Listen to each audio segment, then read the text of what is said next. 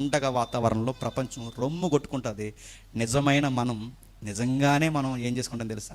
పండగ చేసుకుంటాం. మన హిందూ పరలోకమందు సిద్ధపరుస్తుంది. గాన ప్రతిగానాలతో సంతోషమైన పండుగ చేసుకుంటాం. మీరు గమనించండి, ఆ రోజు ఇశ్రాయేల్ పండుగ చేసుకున్నారు. ఐగుప్తులకి అదే పండగ ఏమైంది చెప్పండి? సావు అయింది. సేమ్ అదే జరుగుద్ది రెండవ రాకడలో. మనం పండగ చేసుకుంటాం. చెప్పండి, ఆయన నమ్మని వారందరూ మంటపాలు అయిపోతారు. సేమ్ మళ్ళీ అదే జరగబోతుంది. ఇంత చెప్పిన తర్వాత కూడా నీకు రాజు అంటే ఏంటో అర్థమైపోతే, నీ మీద ఎవడో పరిపాలన చేస్తున్నాడు, ఎవరు చెప్పండి? పాపానికి పెద్ద నీ ఉన్నాడు, ఎవడు చెప్పండి? అది ఇంత చెప్పినా నీ రాజు ఏంటో నీకు అర్థం అవ్వట్లేదంటే, ఆడెక్కడ కూడా నీ బుర్ర పని చేయకుండా చేస్తున్నాడు. ఎవరు? ఆడెక్కడ కూడా వచ్చాడు.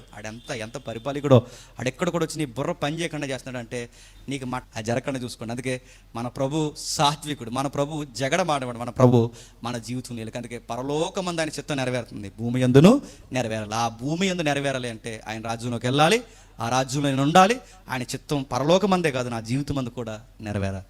నా రాజుకి ఎల్లప్పుడు మహిమ కలుగును గాక. ప్రార్థన చేసుకో.